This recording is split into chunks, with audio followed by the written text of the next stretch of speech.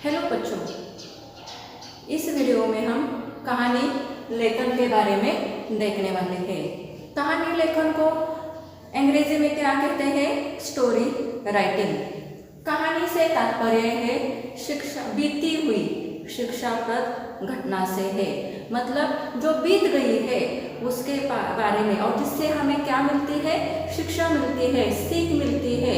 आप देखते हो जनरली आपको कहानी में क्या होता है? मोरल मिलता है, मोरल ऑफ द स्टोरी होती है, उसकी सीख होती है। तो कहानी का तात्पर्य क्या है? बीती हुई शिक्षाप्रद घटना से है। जो घटना बीत गई है उस घटना के बारे में हमें जो सीख मिलती है उसे क्या कहा जाता है? कहानी कहा जाता है। बच्चों, कहानी सुनना या सुनाना सबको अच्छा लगता है। कहानी सुनने पर हमें क्या मिलता है? आनंद मिलता है। अब बचपन सभी को तो कहानी सोते समय सुनने की तो बहुत आदत होती है। उससे क्या होता है? नींद भी अच्छी तरह से लगती है और आपका मूड भी, आपका मन भी प्रसन्न हो जाता है। तो ये कहानी से क्या, कहानी कौन सी होती है? कहानी पशु पक्षियों की होती है, राजा रानी की होती है, परियों की कहानी होती है। कहानी के अलग अलग प्रकार है। सभी को ये कहानी क्या करती है? आनंदित करती है। कहानी से क्या मिलता है? हमें बोध मिलता है, कहानी से सीख मिलती है। तो कहानी क्या होता है? कहानी से क्या होता है? कहानी से हमारे कल्पना शक्ति का विकास होता है। कल्पना शक्ति मतलब इमेजिनेशन, आपकी इमेजिनेशन उसमें क्या होती है? डेवलप हो जाती है।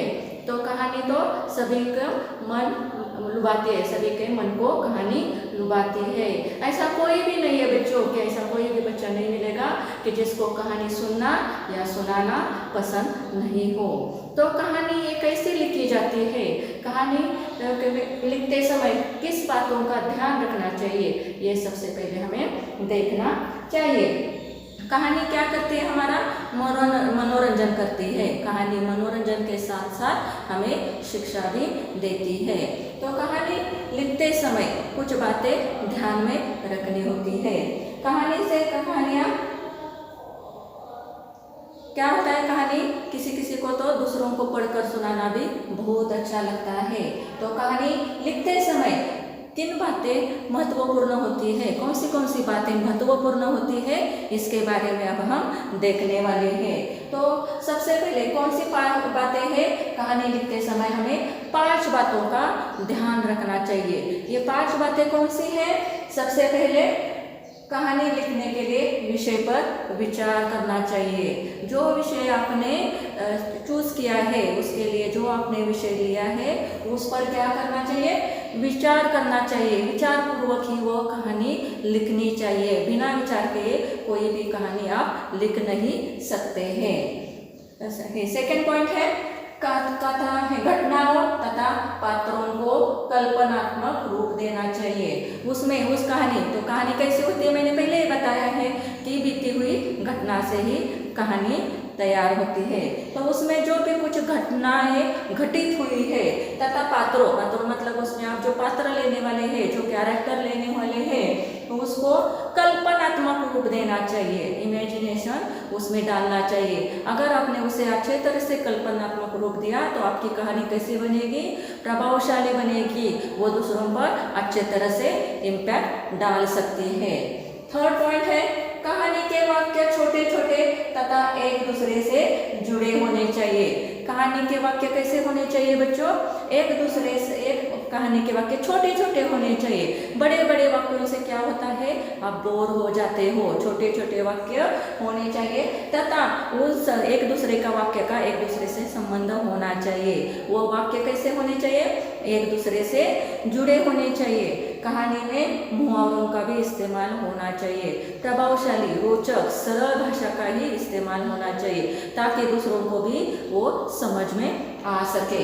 भाषा, फोर्थ पॉइंट है भाषा सरल व स्पष्ट होनी चाहिए। जो कहानी में जो भाषा यूज की जाती है, जो लैंग्वेज यूज की जाती है, जो उपयोग में लाने वाली भाषा कैसे होनी चाहिए? सरल होनी चाहिए ताकि वो दूसरों को आसानी से समझ में आ जाए। और वो क्या होनी चाहिए? स्पष्ट होनी चाहिए। स्पष्ट होनी चाहिए मतलब उसमें से जो आपको बोध मिलता है, जो आपको उसमें से मतीत अर्थ प्रतीत होता है, वो क्या होना चाहिए? वो स्पष्ट रूप से आप तक पहुंचना चाहिए।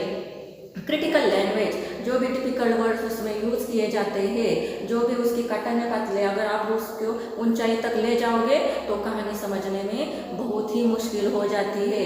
इसलिए कहानी की भाषा सरल व स्पष्ट होनी चाहिए। और लास्ट का पॉइंट है, कहानी का अंत रोचक तथा प्रभावपूर्ण ढंग से करना चाहिए। कहानी का अंत, कहानी जब शुरू होती है तब उसमें घटनाएं और पात्रों को कल्पनात्मक रूप देना चाहिए। बीच में जो लैंग्वेज आप उसमें भाषा यूज की जाती है वो सरल व स्पष्ट होनी चाहिए। उसके साथ ही कहानी का अंत कैसे होना चाहिए, रोचक होना चाहिए, मनोरंजक होना चाहिए। कहानी सुनते हुए सभी बच्चों को ऐसा लगना चाहिए कि उसका अंत क्या होगा, उसका उसमें वो क्यूरियोसिटी, उत्सुकता पैदा होनी चाहिए, निर्माण होनी चाहिए। और वो जो अंत है वो रोचक तथा प्रभावपूर्ण ढंग से करना चाहिए, तभी वो आपकी कहानी कैसे बन जाएगी, इफेक्टिव हो जाएगी। और वही कहानियाँ सभी को पसंद है, जिससे आपको मनोरंजन होता है, आपका मनोरंजन होता है और सीख मिलती है। कहानियाँ इसलिए ही लिखी जाती है ताकि बच्चों को उससे सीख मिले, कुछ सीखने के लिए मिला जाए तो वो कहानी सभी को अच्छा लगता है। और उसमें जो सीख दी जाती है उससे क्या होता है, हमारा जो व्यवहार का जीवन है उसमें उस सीख का उपयोग किया जाता है। कहानी से हम बताते हैं ना, उस कहानी में ऐसा हुआ था, तो ये वो उस घटना को याद करके हम हमारे व्यवहारिक जीवन में उसका उपयोग कर सकते हैं। एक कहानी के मैं बारे में आपको अभी बताती हूँ। एकता में बल होता है। एकता में बल कहानी कौन सी है?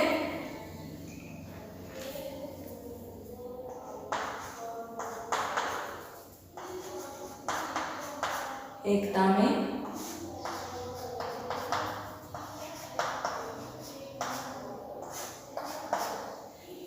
कहानी का नाम क्या है? एकता में बल। एकता में बल मतलब क्या होता है, यूनिटी में ही ताकत होती है। नाम से तो आपको पता चल गया, एकता में बल मतलब यूनिटी में ही ताकत होती है। तो ये कहानी के क्या कौन सी है? ये कहानी, एक गांव में किसान रहता था और वो किसान के कितने बेटे थे? 4 बेटे थे। तो वो चारों ही बच्चे, पुत्र जो उसके थे, वो एक दूसरे से हमेशा झगड़ा करते थे। उन चारों की कभी भी एक दूसरे से पटती नहीं थी। तो किसान क्या हो जाता है, बार बार सोचने लगता है कब वो एक दूसरे से समझदारी से रहेंगे। उसको बुरा बहुत लगता था, वो बहुत दुखी होता था कि इनको कैसे मैं एक करूं, उसको समझ में नहीं आ रहा था। एक दिन क्या हो जाता है, वो किसान बीमार हो जाता है। बीमार होने के कारण वो अब सोचने लगता है कि अगर मुझे कुछ हो गया तो मेरे बाद इन बच्चों का क्या होगा, क्योंकि वो तो एक साथ रहते नहीं है, वो हमेशा एक दूसरे से झगड़ा करते रहते हैं, उनके तो विचार एक दूसरे से मिलते नहीं है। तो किसान को क्या करता है, उसके दिमाग में एक योजना आ जाती है और उस योजना से वो क्या कर लेता है, अपने चारों पुत्रों को एक अपने पास बुला लेता है और उनको बोलता है किसान बताता है कि लकड़ियाँ लेकर आओ। और लकड़ियाँ लेकर आने पर उनको क्या बताता है, उन लकड़ियों को एक साथ एक गट्टे में बांध कर रखो।